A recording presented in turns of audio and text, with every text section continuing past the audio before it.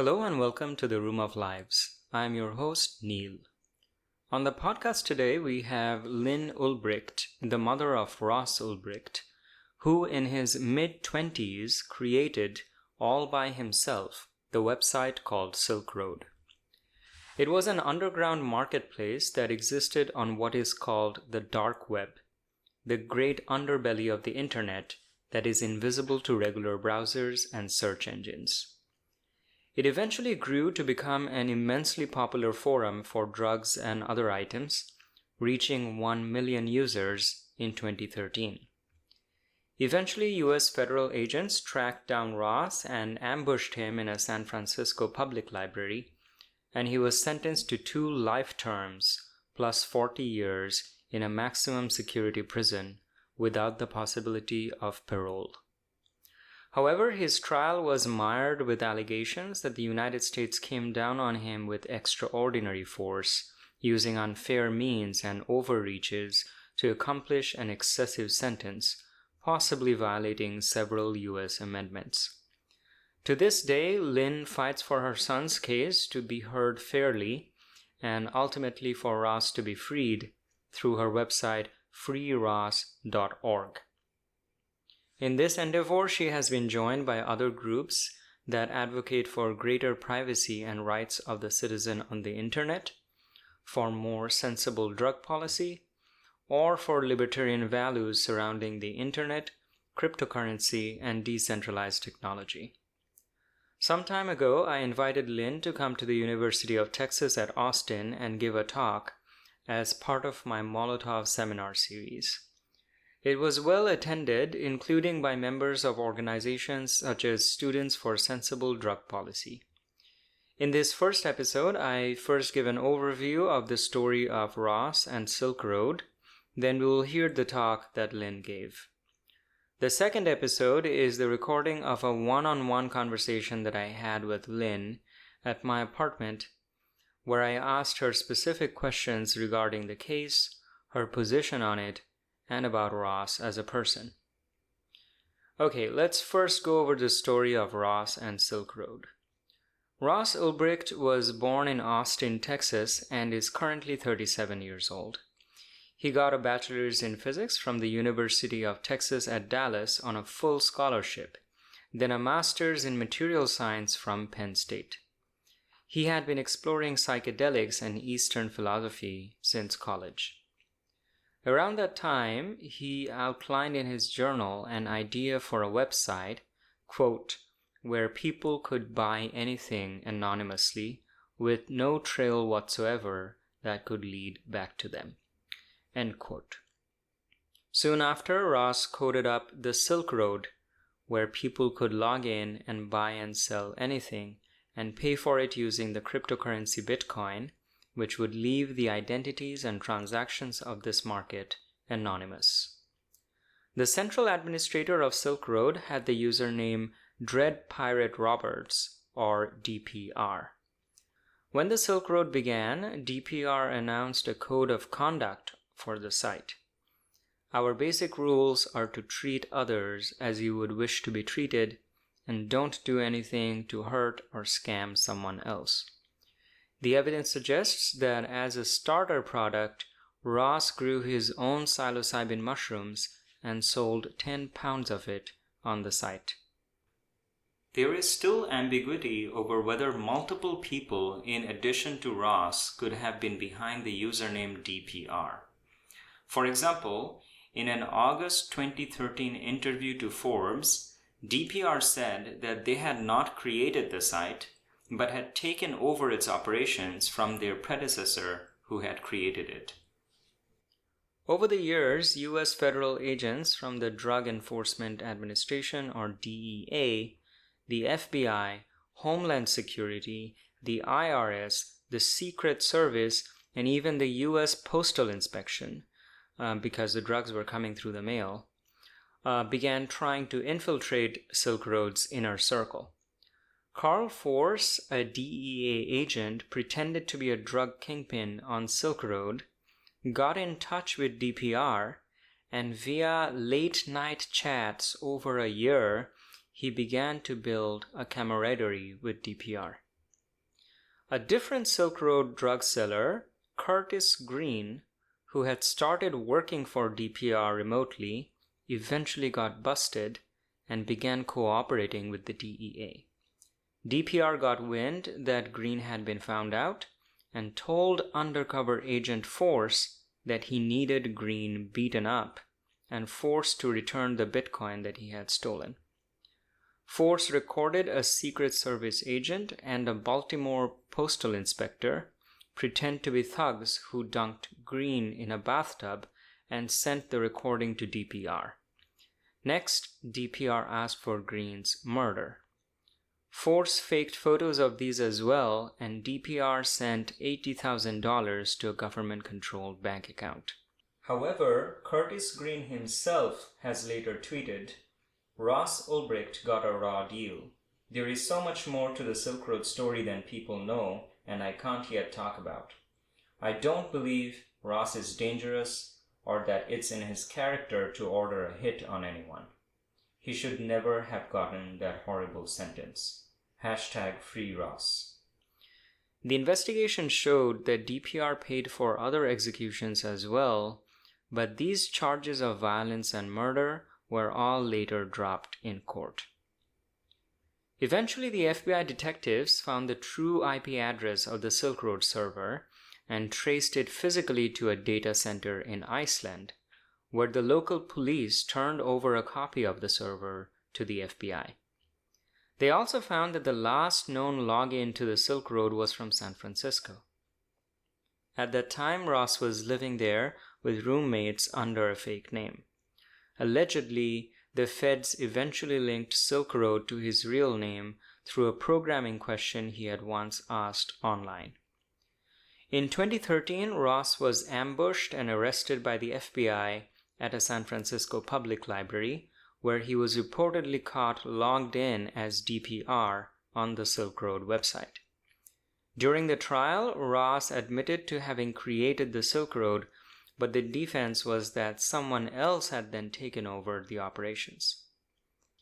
He was sentenced to 2 lifetimes plus 40 years in maximum security prison without possibility of parole.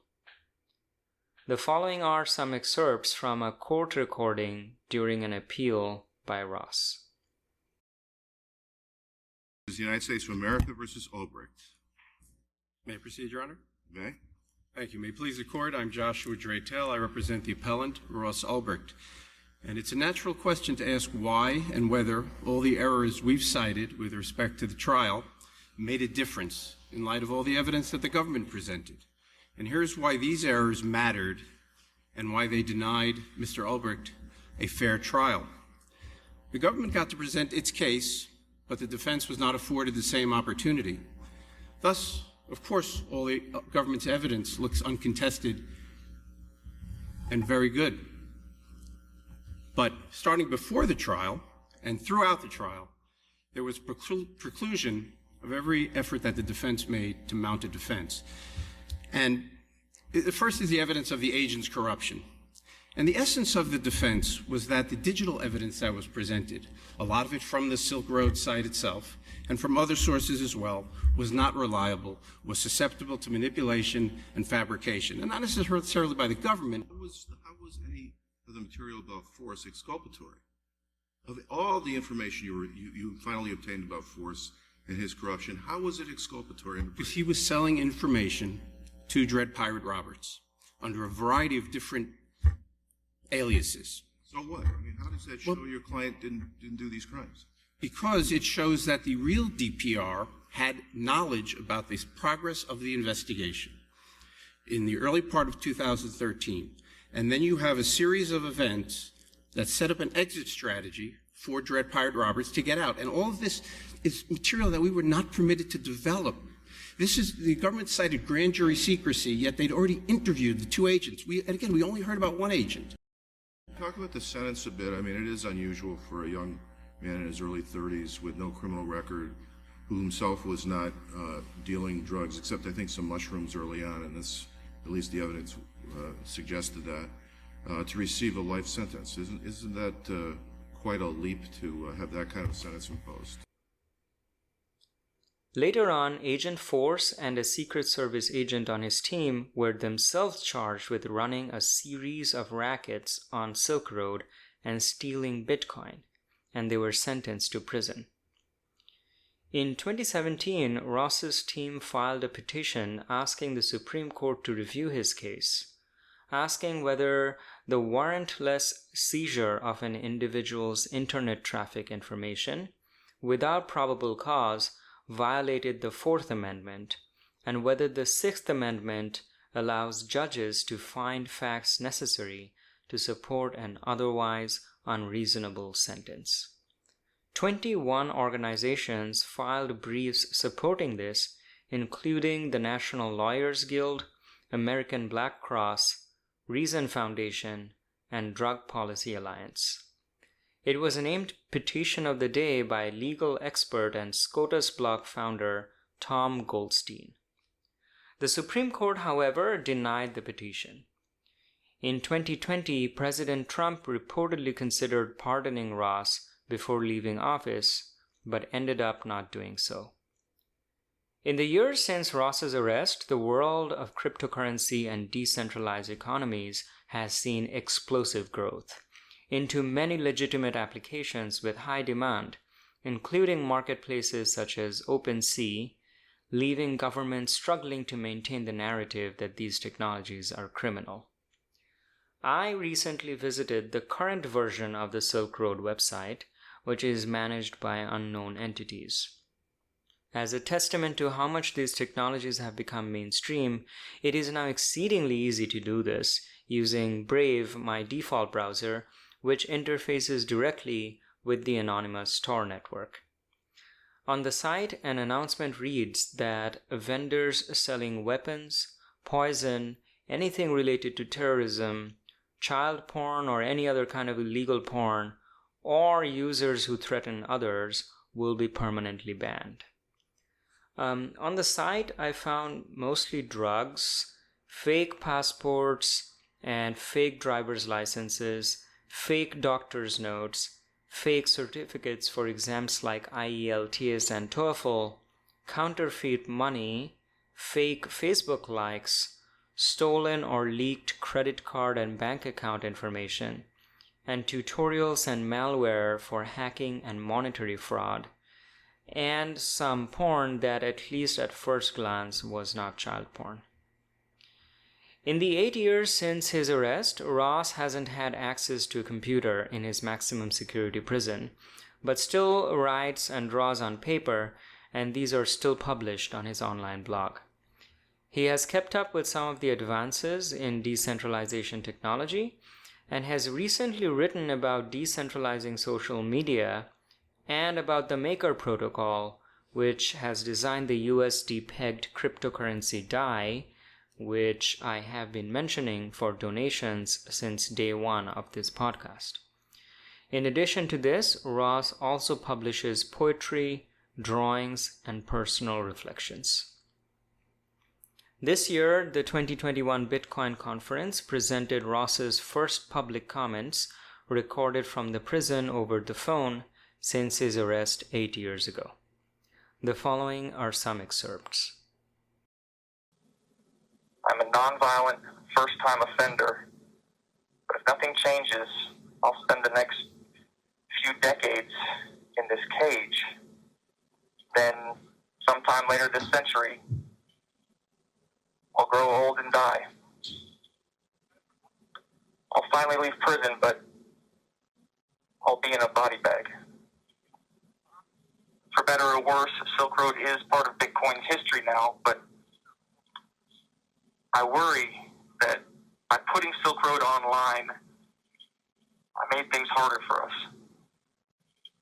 There's no way to know how things would have turned out differently, but I just want to say, to the extent that I made things harder for us, I'm sorry. To the extent that my actions led to drug abuse and addiction, I'm sorry.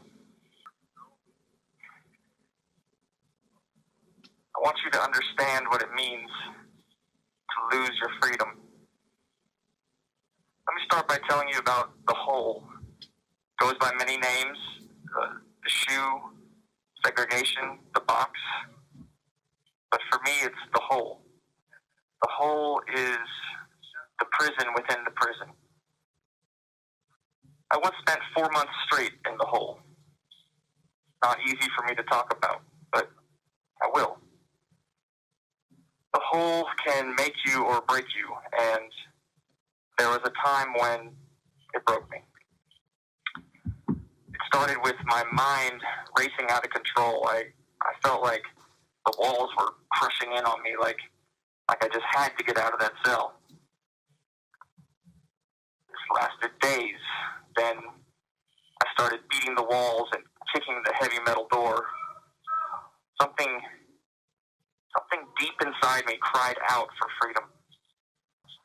I want you to understand what it means to lose your freedom.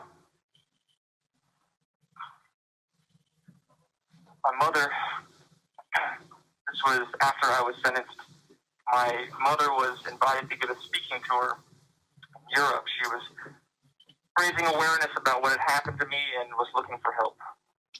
At a talk in Poland, she started to feel a bit sick and had to fly home early. So the next morning, I called my sister from the prison, and the first thing she said was, "Has anyone told you about Mom yet?" I said, "What about her?" And she said to me in this voice, she said, "Oh, Ross. And I knew her mom had been feeling sick, and in that moment, I just knew my sister was gonna... This call is from a federal prison. My sister was gonna tell me our mom was dead. But she said, "Mom's in the hospital," and I was like, "Oh, thank God, she's not dead." But then I was like, wait, the hospital? That's not good either. Technically, our mother had died. Her heart stopped at the breakfast table that morning. My uncle kept it going with CPR, and she was rushed to the hospital. She was unconscious in the ICU when I called. It was a long time before I was able to talk to her, and I didn't know if she would live. We didn't know if there would be brain damage. No one would say it, but I knew it was my fault. She had been redlining for 2 years, since the day I was arrested, pushing every moment of every day for my freedom. Stress-induced cardiomyopathy. They call it broken heart syndrome. I broke my mother's heart, and it nearly killed her. The pain I've caused my family. I didn't think of them, not as much as I should have, when I was taking those risks. After I was arrested, another prisoner came up to me, a young man. He had a magazine, and he said, "Ross, they wrote an article about you." So I flipped to the article, and I'll never forget what I saw.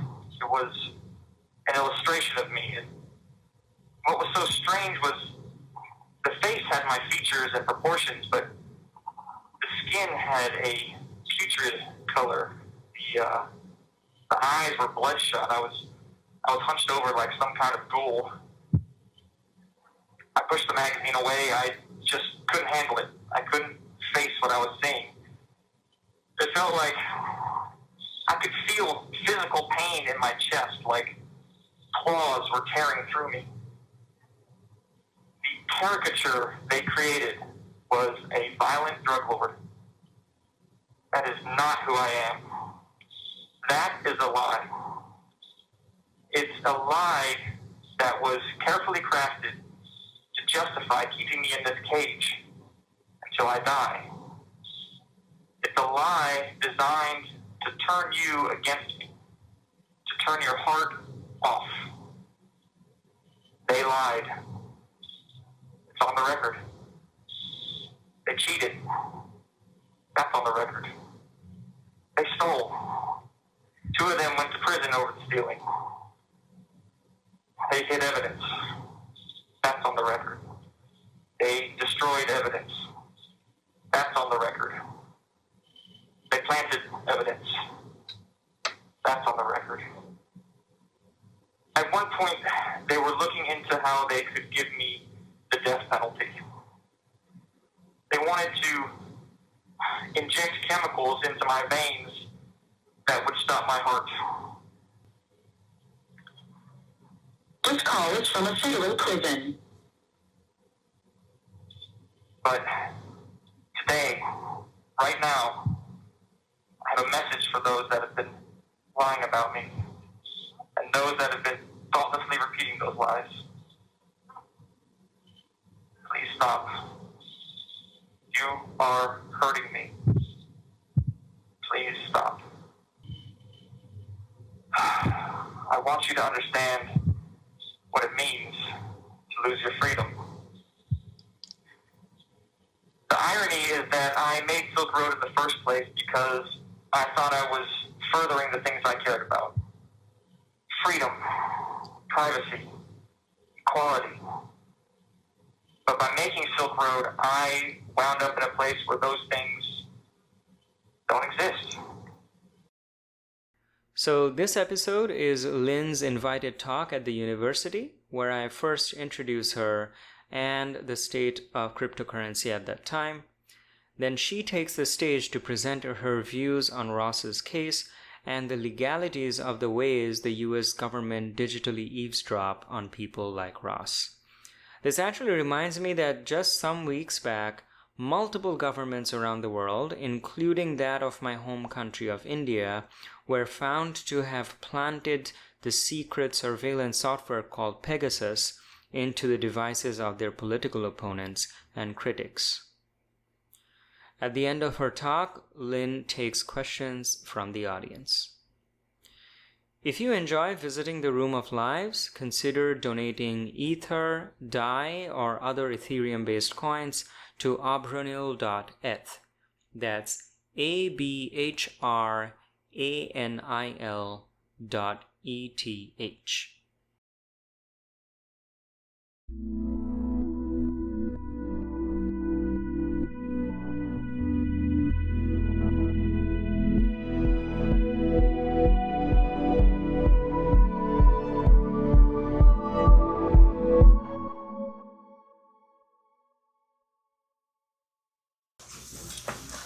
Hello everyone, my name is Ulbricht or Neil. I'm a physics PhD student here. In the summer of 2015, I started Molotov Seminar as an informal platform at UT for anyone to give a talk about anything. 3 years hence, it has exceeded my wildest ambitions. Today's talk was a result of the unpredictable knocking about of the universe. I met a girl called Corinne at a Muse concert in Austin. We became friends and started talking about a lot of things. She's a teacher of the deaf in San Antonio. She visited me later in Austin and attended a Molotov seminar. She had read about the Silk Road story and donated to the Free Ross Foundation and had been emailing back and forth with Lynn. She put us in touch and here we are. I did some research into the story of Silk Road and Ross while preparing for this event, and also did a longish interview with Lynn for my podcast. And I can tell you that it's both a harrowing and an important story. We are children of a technological age. The pace of advancement of technology is consistently increasing and has reached an almost mythical speed now, whether or not we appreciate it. In our lifetime, technologies are becoming possible that would have been magic when we were children. And yet often we hardly bat an eyelid. Not least because this dizzying pace is often beyond what we can fully comprehend and understand as individuals. It is not surprising, therefore, that heavier, slower-moving organizations of people, such as governments, are lagging behind even farther than individuals. We are routinely facing situations where the razor's edge of technology is colliding with dated legal and administrative systems that are struggling to grapple with these new and ill-understood frontiers. I shall go farther to contend that technology poses a more direct challenge to centralized authorities like governments. Technological developments, at least in the last few decades, has had the effect of empowering people and mediating among them, and has therefore emerged as a more distributed alternative to older, centrally controlled resources, such as the ones that governments and large private entities have been responsible for. At first, it was the internet that gave us cheap and accessible communication and information. Eventually, this laid in the direction of crowdsourcing, and centralized, trusted, and paid experts, such as the Encyclopedia Britannica, were replaced entirely by crowdsourced communities like Wikipedia and Stack Exchange. People are now able to directly provide transportation and lodging to each other through rideshares and Airbnb. More recently, with the advancement of blockchain, the technology that underlies cryptocurrencies like Bitcoin, a new wave of developers are dreaming of an even more radical movement towards truly decentralized, peer-to-peer solutions to problems so far entrusted with centralized third parties. Among the envisioned applications are decentralized markets running on cryptocurrency to replace third parties like Amazon, very much along the lines of Ross's idea of Silk Road, only this time these ideas are gaining more legitimacy and acceptance. I gave Molotov Seminar 68 on blockchain technology and the potential it has for our future. I was therefore pleasantly surprised to read a letter that Ross wrote to the organizers of the Bitcoin Super Conference that recently hosted Lynn. He writes, "We are in the middle of a profound technological revolution. I'm grateful just bearing witness to it and playing a small part. Let us stay grounded in the principles that Bitcoin was incubated in. Decentralization, a focus on empowering individuals, and a community of love and respect." End quote. Governments around the world are reacting differently to this revolution. Some, like in China and India, are striking back with crackdowns and messages of justified caution, while others, like in some East Asian and Scandinavian nations, are beginning to promote and partner with blockchain technology. Is this the inevitable course for the future towards what humans really want? How will new laws have to be written and old laws rewritten to accommodate these sweeping changes? Ross's case presents one of the important ways that stimulates such transition. The manner in which the existing system has dealt with it and will continue to deal with it will set precedents that will define the interaction of technology and government in the coming years. So Lynn will talk today about the story of Silk Road and Ross for about 40 minutes, as I understand it. And following that, there will be a Q&A session.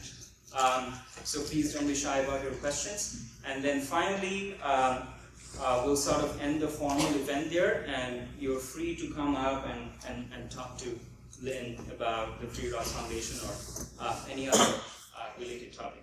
So please help me in welcoming Lynn Ulbricht.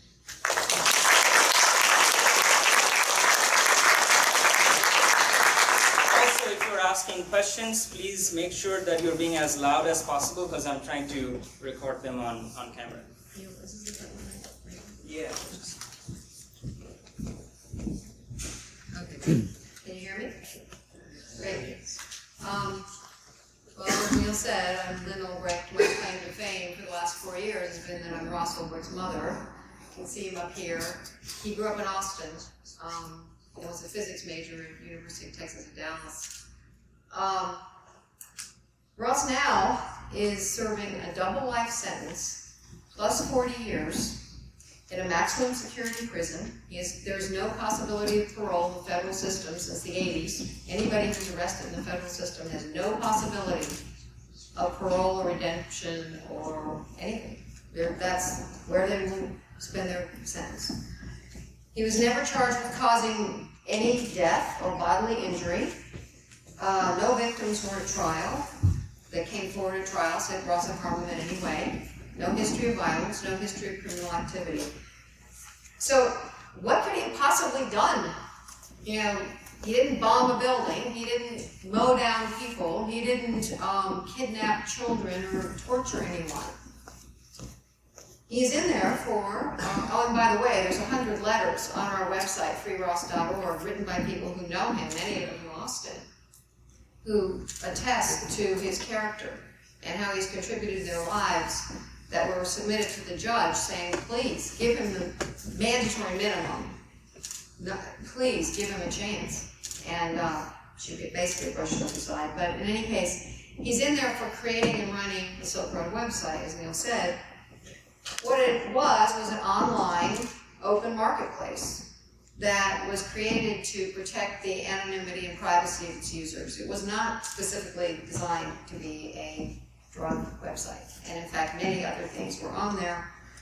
It was really product agnostic. It was up to the buyers and sellers what they chose to exchange. They used the little known at the time cryptocurrency Bitcoin, and it was really Bitcoin's first proof of concept. Its testing ground.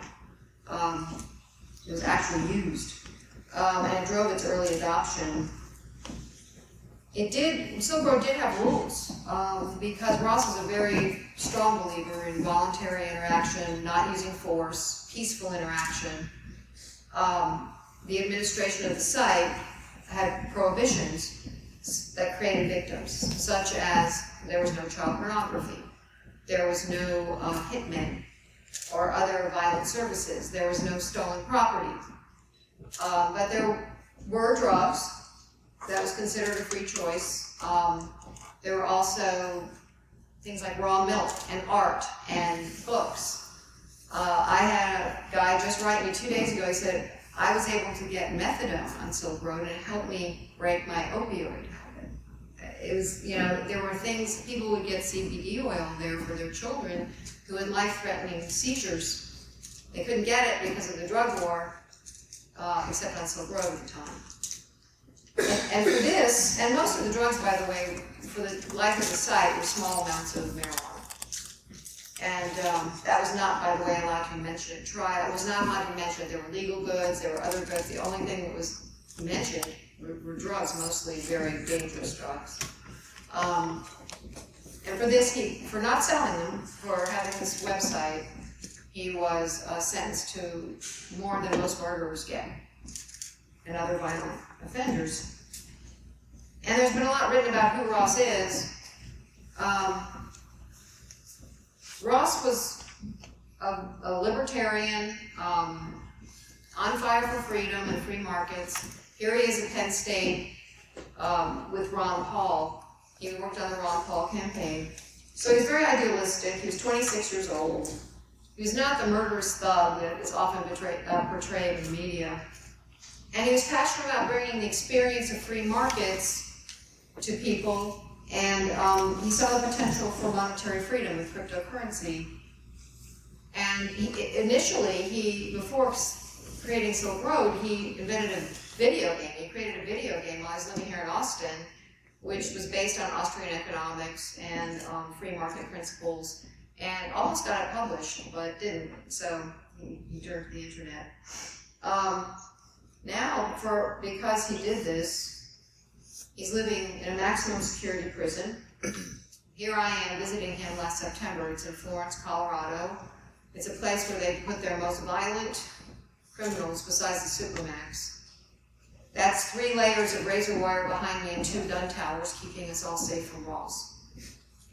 And the reason he's there is not because he's violent or anything, it's because of the sentence. People who have a life sentence automatically get put in this place, whether they're violent or not. Now the judge, Catherine Forrest, could have given him the mandatory minimum, which was long. It was 20 years.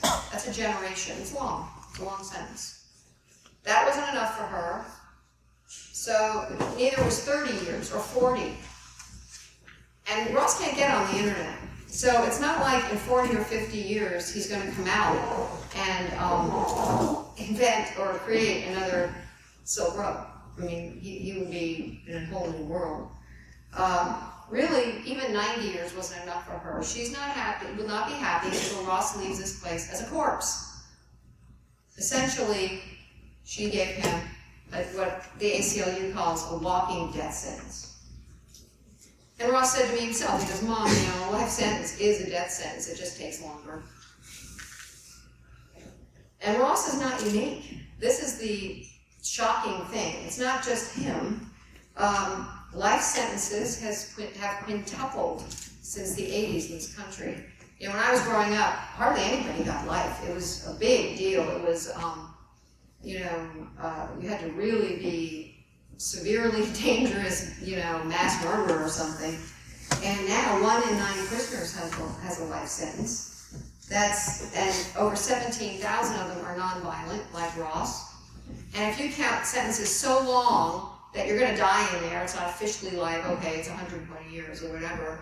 It's over 200,000 people, and they're not necessarily violent people. For example, a friend of Ross's in this prison named Tony DeJohn has a life sentence for marijuana, for selling marijuana 15 years ago. He's done 15 years already, and he has a life sentence.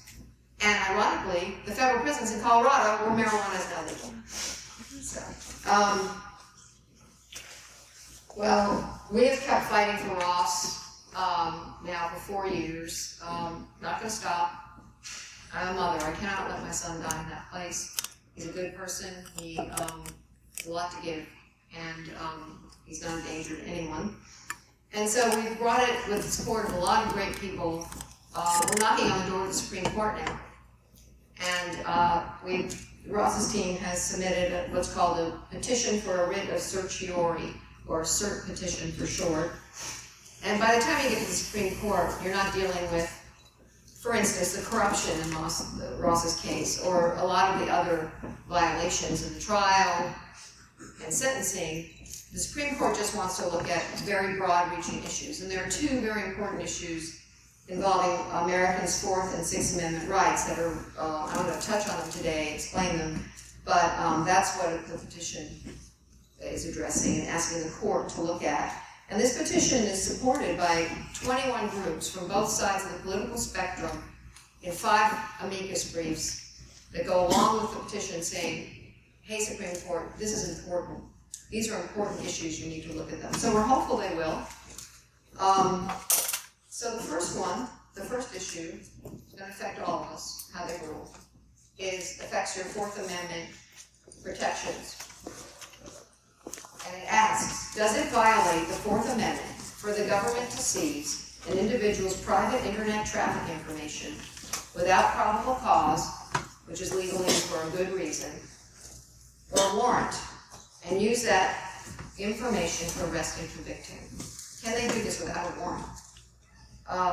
And basically, can they do it to millions of people every day with no restriction or oversight? Can they just go through all of our internet browsing history and without a warrant or a good reason? Are they free to do this? And one of the amici in the wrote a brief was the Cato Institute, and they said, well, yeah, the 4th Amendment still applies online. Of course it should. But the question is, does it? Do the courts think it does? Because there's a loophole that the government's been using now for almost 4 decades to violate our privacy. And it's based on this technology, dial telephone. And basically, it was a case called Smith versus Maryland, again, in '79, so it's almost 4 decades ago.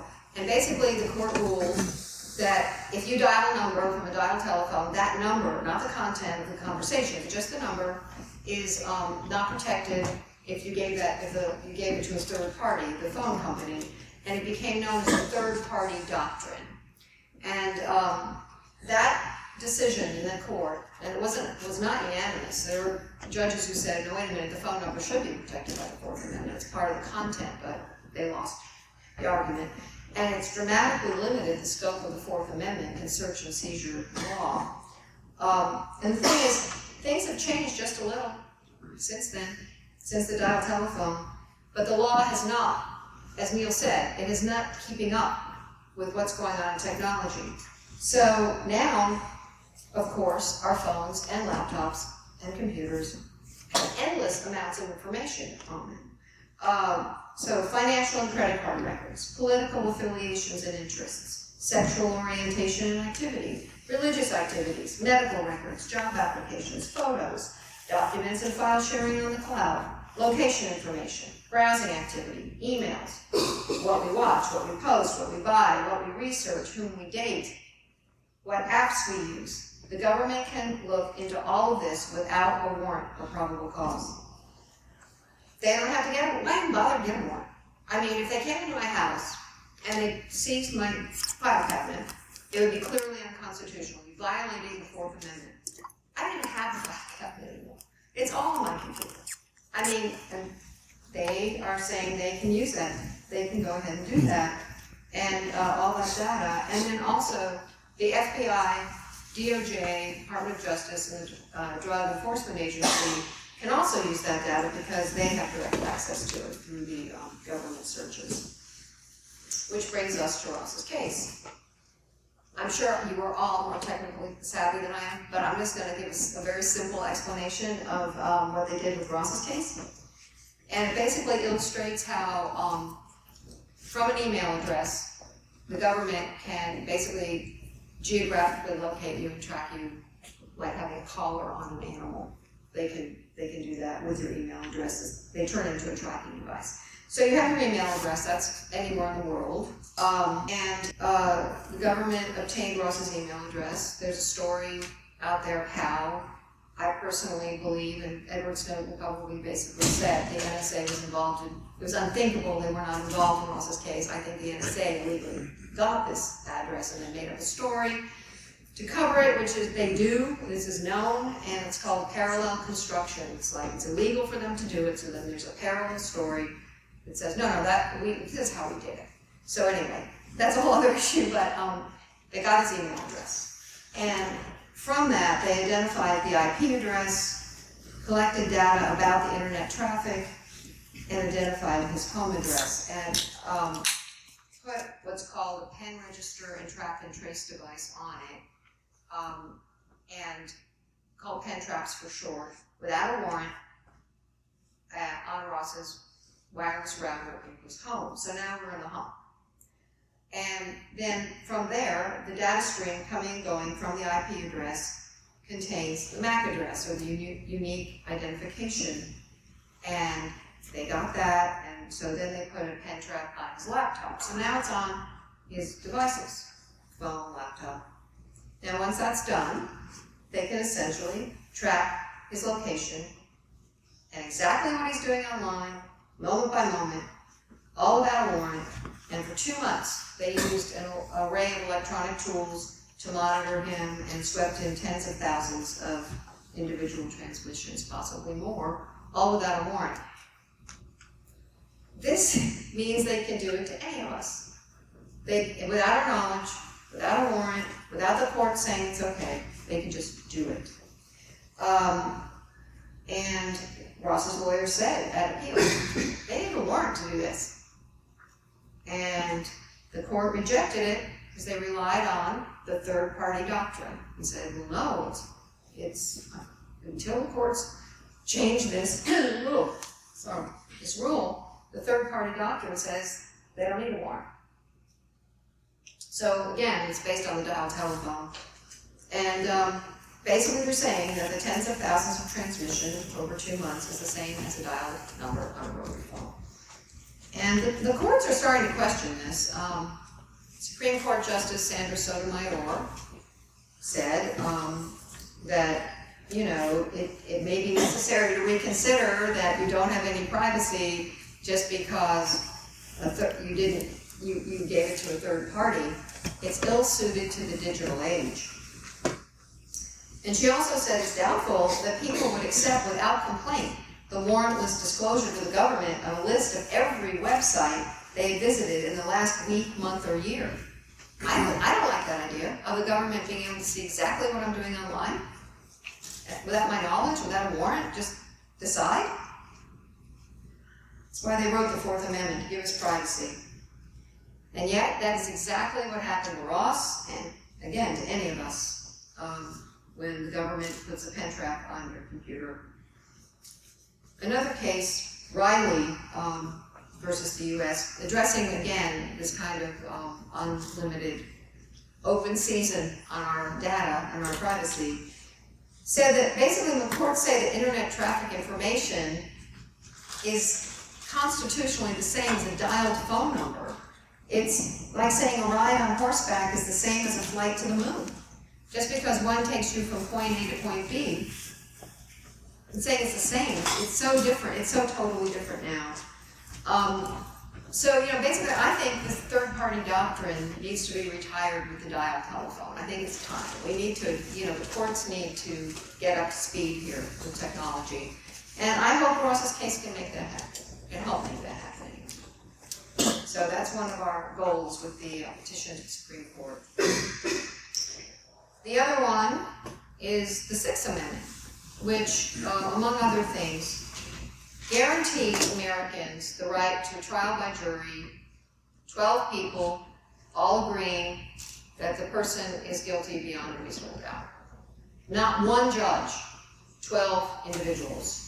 And the petition saying that by enhancing an unreasonable sentence using uncharged crimes that were never deliberated on by a jury, Judge Forrest violated the Sixth Amendment right to a jury trial.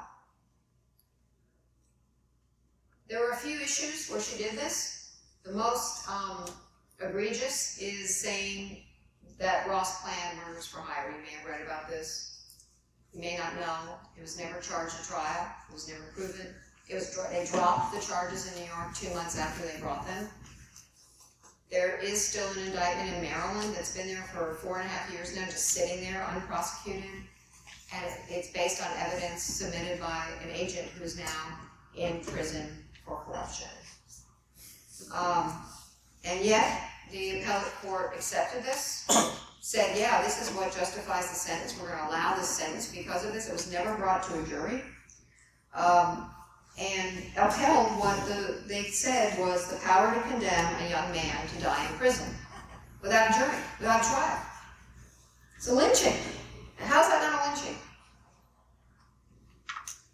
Here's what the prosecutor said at trial. He was allowed to talk about it, which the defense said, wait a second, if he talks about this and doesn't have to prove it, and the jury doesn't have to rule on it, this is going to prejudice the jury. And basically that's what he did. He said, look, the defendant has not been charged. We're not even saying anybody was murdered, but just take our word for it. He did it. Not, here are the facts, here's the proof, etc. And so there's no attempt to prove it. And the petition says the reason we even have a Sixth Amendment was it was written to protect us and anyone accused of a crime against the arbitrary exercise of power by a prosecutor or judge. It was written to protect us from exactly what Judge Forrest has done to Ross. And calls what she did an unmatched example of runaway judicial fact-finding. She just decided it was true and decided to put him in a cage for life because she thinks it's true. Judge Marvin Frankel said, the almost wholly unchecked and sweeping powers we give to judges in the fashioning of sentences are terrifying and intolerable for a society that professes devotion to the rule of law. And again, Ross isn't unique. He knows a lot of people where he is right now who said if they were either acquitted or not charged of something, and the judge decided to charge them anyway, or sentence them anyway on that thing. And you might find it interesting that not only did Ross deny this allegation, and anyone who knows him, at least everyone I've talked to, doesn't believe it, but even Curtis Green, who was the high-level administrator in Silk Road, and supposedly the person that Ross planned the murder to kill, and whose picture was taken, as a corpse, and this whole drama, he doesn't even think Ross did it, and tweeted that, and said he thought Ross got a raw deal, there's more to the story, he doesn't think Ross is dangerous, or that he'd ever do that, and he shouldn't have gotten that sentence. Even he, the victim. So what, I don't think the government believes it either. If they did, I think, or if they had proof, they would have charged him. I mean, they pile on charges. They're not shy about it. But I don't really think that's why. I think it was something they used to smear him and undermine support. and get their man and their trophy. But I think the allegations instead, or I think the real reason was nailed by Scott Greenfield, who's a criminal defense attorney in New York. And he said, it's really for an idea. It's for a platform. It's very, very threatening. And he said he was sentenced so harshly for thinking he could create a virtual Agora beyond the reach of government and its law. I'm not saying it's a smart idea, you know, but a life sentence, double life sentence plus 40 years.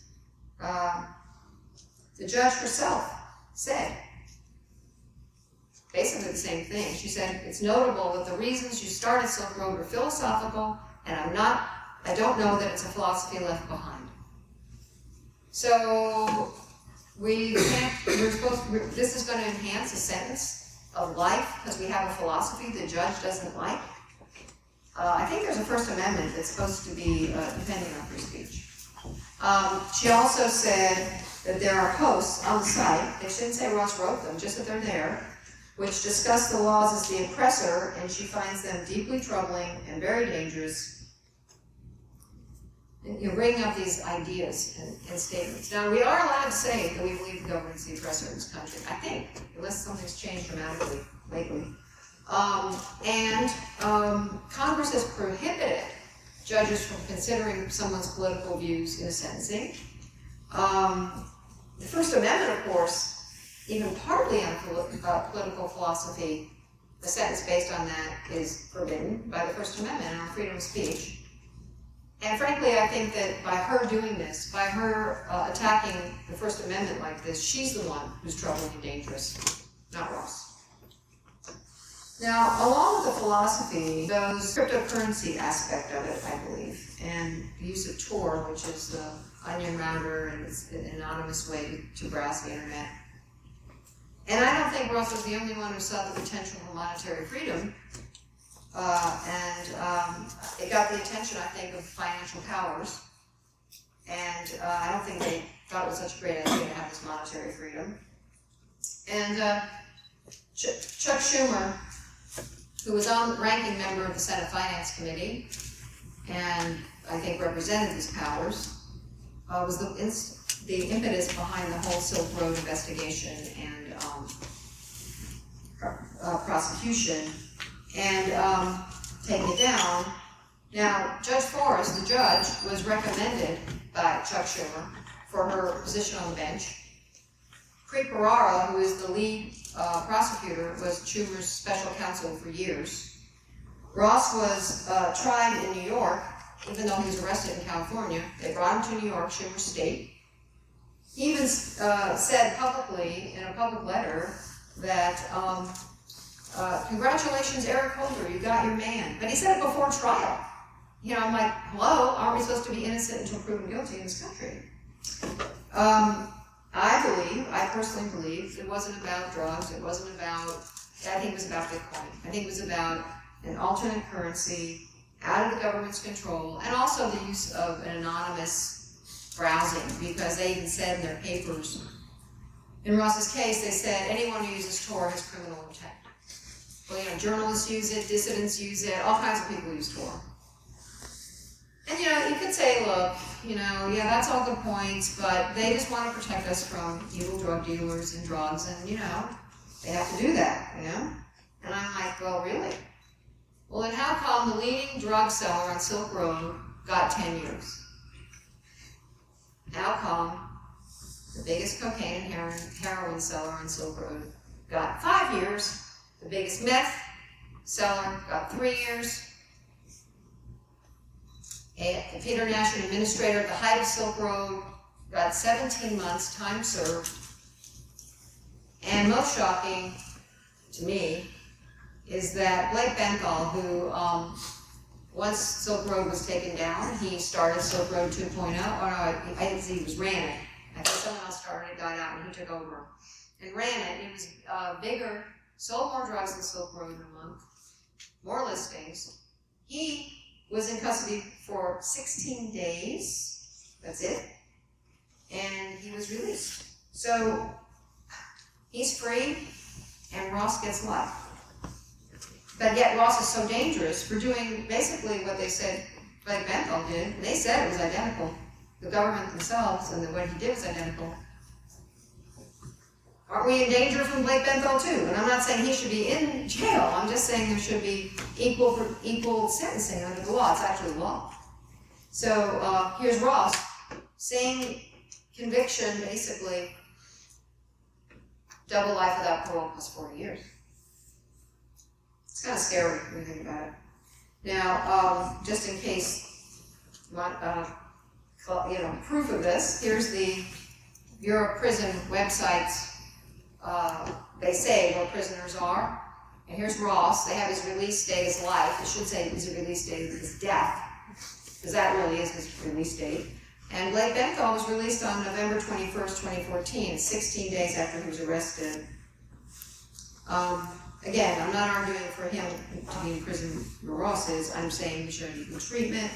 The Sentencing Reform Act and the Equal Protection Clause of the 14th Amendment and other law all say similar crimes should have similar sentences. There shouldn't be this disparity among sentencing. This is such an extreme example of a violation of that. Scott Greenfield, again,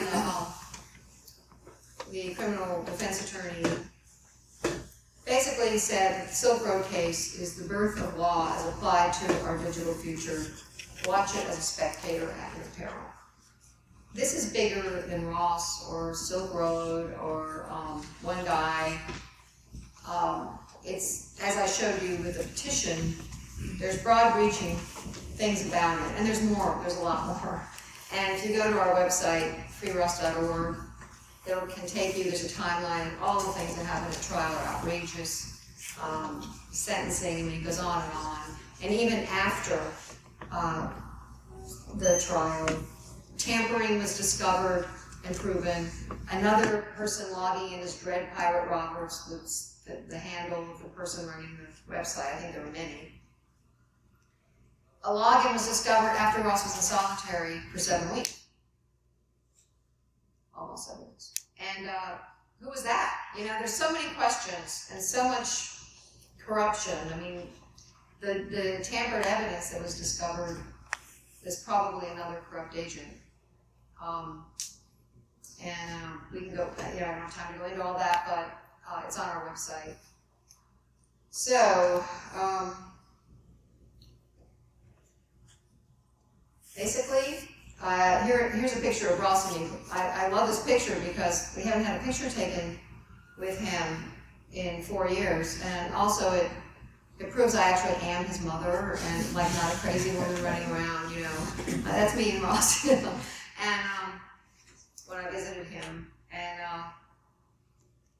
I just invite you to ask me questions, but also to go to the website. There's a lot of misinformation out there about this case, about him. I really had an eye-opening experience with the media. I'm kind of shocked. It's very disturbing how you can't really rely on a lot of it. And so there's lots of ways to support us, and of course there's ways to donate, but also donate energy and spread the word, and follow me on Twitter and like our Facebook page and all that, and every little bit helps. So if you are interested, not only in him, but in your future, I mean, this is you guys' future. I mean, you're young, you've got your whole lives ahead of you. And the thing is, we're at a tipping point in history, I do believe, where we can go either way here. The courts are kind of grappling with, they're trying to apply 20th century law to the 21st century. It's not fitting. They're trying to shoehorn it in. It doesn't work. And so they're kind of grappling with these issues. And how they decide is going to set precedent. It's going to impact all of us. So we're at a crossroads. Are we going to go towards more innovation and freedom? Or are we going to go towards more government intrusion and control? I mean, that's kind of the question. It's up before us at this pivotal time in history. So this is one case that will set precedent, and I, for one, want to go down the freedom road. So I invite you to visit the site and get involved. So that's it. Thank you.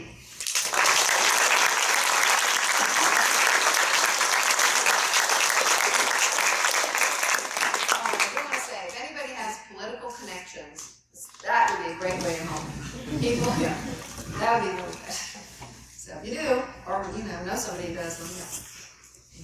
Does anybody have questions, or, well, I guess we'll start and go back. Yeah, go ahead. I'm a law student right now, and a couple of us are writing our seminar papers on U.S. v. Carpenter, which is currently at the Supreme Court. If you could please speak up when you're asking questions. Sorry. So I'm talking about U.S. v. Carpenter. It's currently at the Supreme Court, confronting the third-party doctrine. Do you know how that will possibly affect his case, and if his lawyer has talked to you about that at all? Right. She was asking about Carpenter v. U.S. that's been accepted by the Supreme Court and is going to be ruled on. Yeah, in fact, it could be potentially be grouped with Carpenter. Actually, Ross's case is a little more invasive because it's all of our internet browsing as opposed to tracking someone on the phone to different places. But yes, it could, and it could even be not actually ruled on separately, but under what they decide on Carpenter. Sorry, my throat is just I should cover this one. Sorry. You could just be grouped with Carpenter and remanded back to the appellate court with guidance from the Supreme Court. Yeah. Yeah, it's cool you're doing that. You're studying that. Yeah. So now you can study Ross's petition too. Yeah. There's some debate on the Tor network to minimize a lot of traffic to the website, and the Tor network is funded in large part by the State Department through the Broadcasting Board of Governors. I was wondering if you have any opinions on Tor and sort of, or that if he has said anything about this. He hasn't. Interesting. I didn't realize that. Yeah. The tech part of things is not my strong part. You know, I've had to learn the law. I've had to learn how to tweet. I mean, I've had to learn a lot of things. And the tech part, I'm like, okay, so. But I do know how to write an encrypted email, so that's good. But anyway, I didn't know that. My opinion would be, ooh, that sounds kind of, I don't know. Yes. Concerning.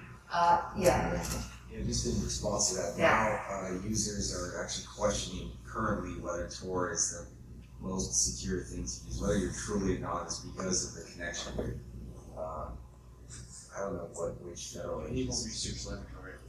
Yeah. see, you guys know what I'm learning something here. Your presentation reminded me a lot of what Edward Snowden was saying when he came out as a whistleblower, and in the documentary Citizen 4, which I urge everyone to watch. But I was wondering if Ross has any differing opinions about the NSA or their scope compared to Edward Snowden's stances, and what are they? I don't think so. And Edward Snowden, actually, on our front page of our website, there's a video of Edward Snowden addressing Ross's case and saying it's unthinkable the NSA wasn't involved. And from what I know, I don't think he does different.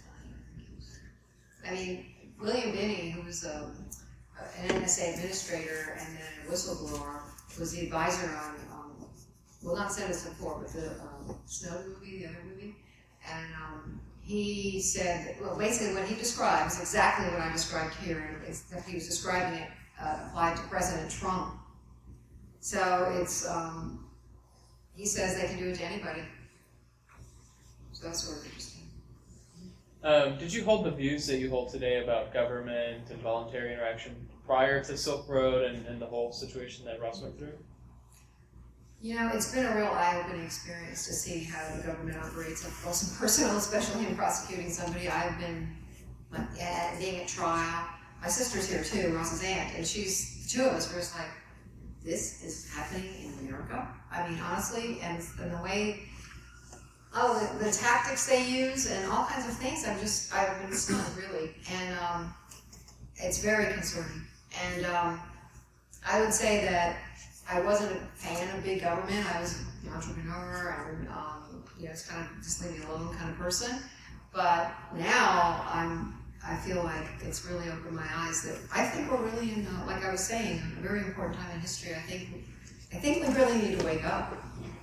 The surveillance state, well, obviously it's real, and it's really scary.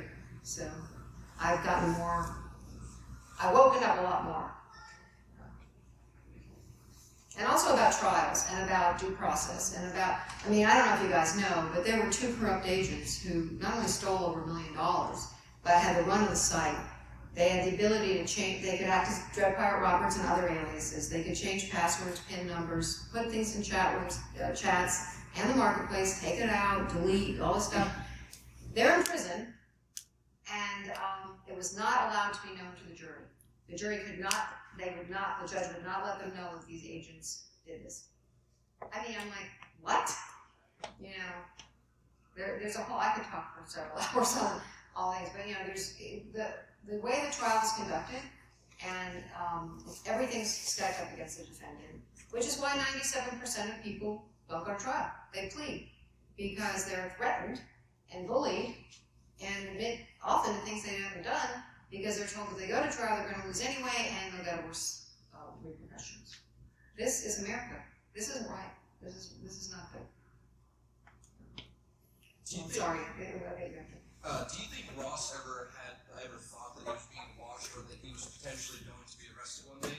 And then also, in running an international website, did Ross ever think about potentially relocating to a country where the drug laws aren't as harsh? Because I find it interesting that he was arrested here in the United States for running an international website. Well, Ross says he didn't run it for most of the time. So there, he was, you know, I believe he was going on to Bitcoin, make a Bitcoin exchange and stuff. So he didn't move. So, and I forgot, what was your other question? It was, did he ever think he was being watched? Or if he I don't thought know. he would get caught?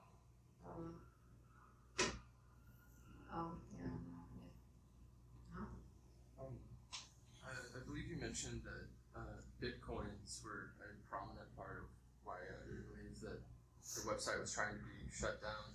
I personally tend to believe that Bitcoins would not be nearly the level of prominence they are today and so widespread without being kind of co-opted by the Silk Road. And I believe Bitcoins has kind of helped people have a modicum of financial independence, which I know is a big part of Ross's political philosophy. Do you know if he feels any pride as to the website's, association with that? I think that he is happy that Bitcoin is so successful. He thinks it's great. He's for freedom still, his own now, but also just in general. So he loves the idea of a free, monetary freedom. So he's excited about it. He thinks he's kind of cut off because he doesn't have internet or email.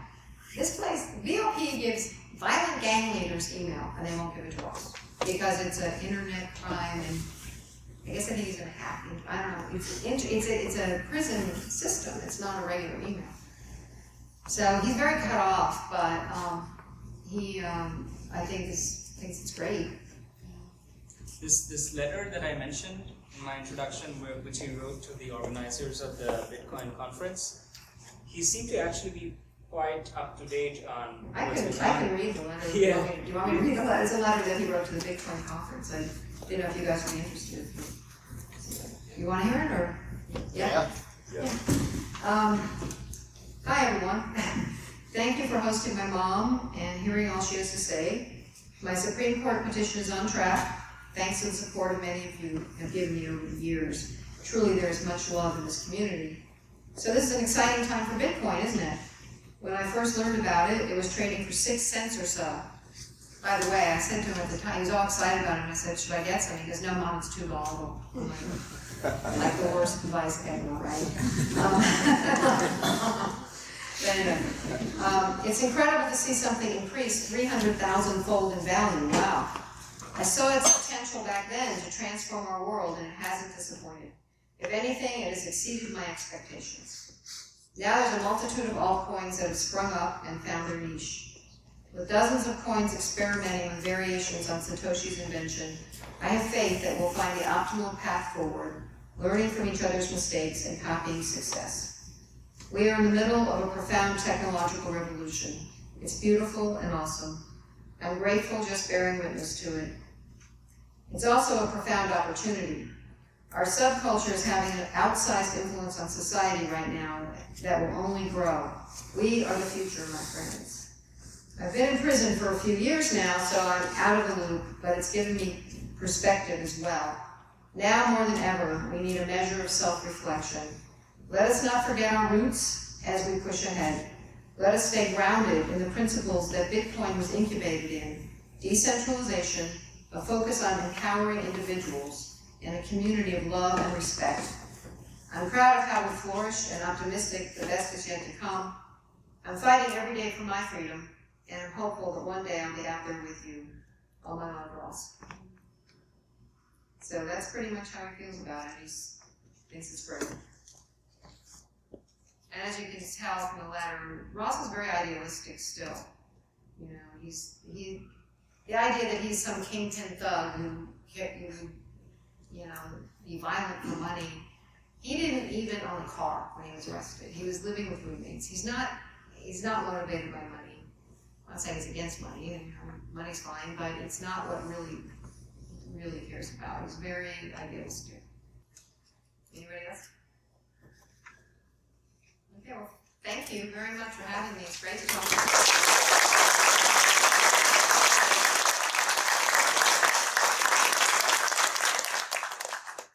Thanks for visiting the Room of Lives today.